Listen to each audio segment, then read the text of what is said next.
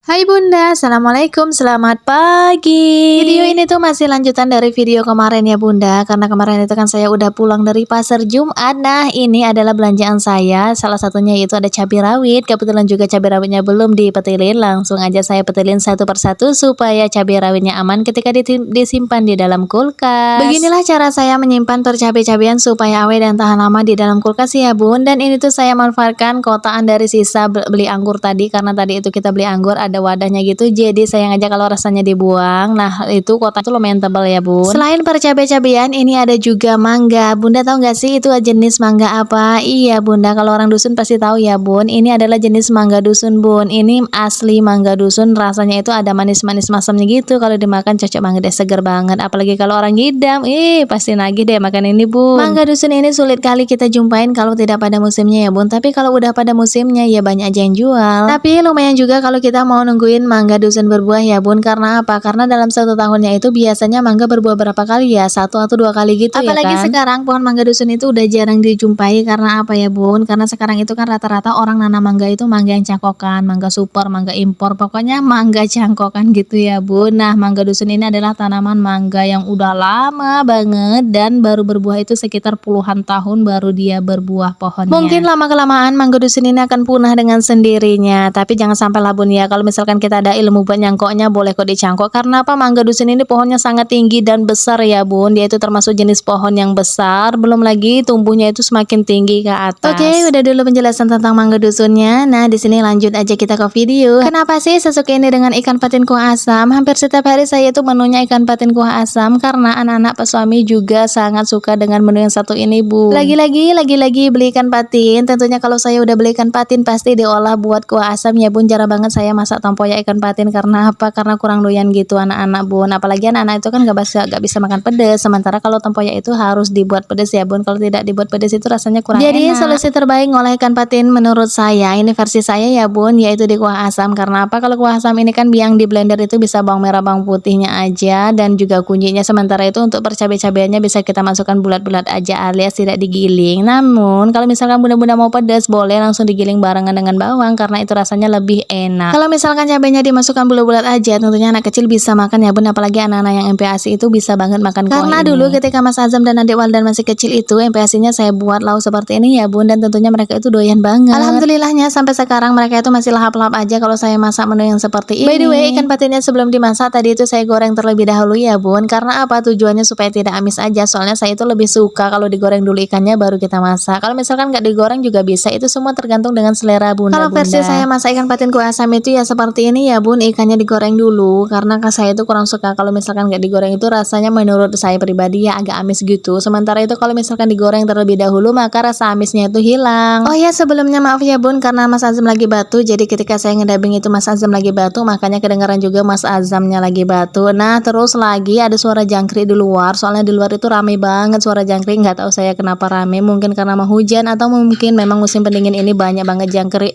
Terus cicak lagi lewat Bunda. Ketika saya ngomong cicaknya juga ikut krek. Oke lanjut. Nah ini tuh saya udah masukkan ikan patinnya ke dalam kuah ya, ke dalam kuah yang udah saya tumis bumbu tadi. Nah untuk ikan patinnya tidak usah terlalu banyak ya Bun karena ini tuh untuk menu makan siang aja sekaligus makan malam. Asaman dari ikan patin kuah asam ini saya menggunakan buah belimbing wuluh ya Bun. Karena apa? Karena belimbing wuluh ini rasanya itu mengeluarkan aromatik tersendiri. Jadi rasa masakannya itu jauh berbeda jika kita menggunakan asam kandis ataupun asam jawa. Biasanya saya kalau tidak punya belimbing wuluh ini saya ganti asamnya menggunakan asam kandis ya Bun. Atau pernah juga pakai asam jeruk nipis, itu malah lebih segar, ada aroma harumnya dari jeruk nipis itu sendiri. Asalkan aja jangan pakai cuka makan ya Bun. Soalnya saya nggak pernah masak ikan patin kuah asam ini pakai cuka makan. Pastinya itu saya pakai jeruk nipis atau pakai asam kandis. Seperti biasa supaya rasanya tidak gagal. Nah ini emak-emak mau nyicipin dulu gimana rasanya, kira-kira udah enak belum? Kalau udah enak langsung aja kita matikan kompornya. Ini adalah penampakan ikan patin kuah asam yang sudah matang ya Bun. Seperti ini, airnya udah mendidih dan ikannya pun juga udah mateng. Inilah kelebihannya kalau ikannya itu kita goreng terlebih dahulu ya Bunda. Jadi ketika kita masaknya itu tidak usah terlalu lama. Karena apa? Karena ikannya itu udah matang terlebih dahulu. Yaitu tadi kita goreng dan lanjut. Ini Mas Azam, Dek Waldan dan juga Pak Suami udah pada makanin mangga yang saya beli tadi Bun. Selesai masak langsung dong saya ikutan bareng makan mangga bareng anak-anak dan juga Pak Suami. Nah ini tuh saya udah ngambil 1 buah mangga sendiri ya Bun. Mereka itu makan mangganya nggak dibelah-belah lagi Bun. Jadi ketika dikupas itu langsung aja mereka makan bulat-bulat. Jangan khawatir ya Bun, mangganya nggak dibelah nggak apa-apa juga karena ini tuh mangganya ukuran ukurannya tidak terlalu besar dan juga tidak terlalu kecil, jadi sedang-sedang aja gitu. Dan memang enaknya makannya itu bulat-bulat seperti ini ya bun, tidak diiris-iris lagi. Pokoknya makan mangga kali ini tuh super puas ya bun, karena tadi itu kita beli 4 kilo dan langsung habis bunda. Kita berempat yang makan ya bun, gimana bun? Bayangkan bunda 4 kilo mangga langsung habis. Soalnya rasa dari mangga ini memang benar-benar bikin nagih bun, ada rasa masam manisnya gitu, pokoknya mantul deh. Apalagi kalau mangga ini diolah pakai sambal terasi, dibuat sambal mentah gitu, pasti enak bunda, dijamin enak dan dijamin bikin nagih. Soalnya saya sering buat seperti itu ya bun. By the way, ada nggak sih buah mangga seperti ini di tempat bunda-bunda? Kalau ada, apa namanya? Komen di bawah ya. Apalagi di tempat hajatan, mangga seperti ini sangat dicari banget ya bun, apalagi ketika rewang. Nah itu lauk rewangnya itu pasti mereka itu buat sambal terasi, sambal mentah pakai mangga dusun ini, dan rasanya itu enak jika dibandingkan dengan makanan lain menurut saya. Kalau bunda-bunda penasaran dengan rasa mangga dusun ini, boleh dicoba, rasanya itu enak dan dijamin bikin nagih. Dan kayaknya sekian dulu ya video saya hari ini ya bunda, bye bye.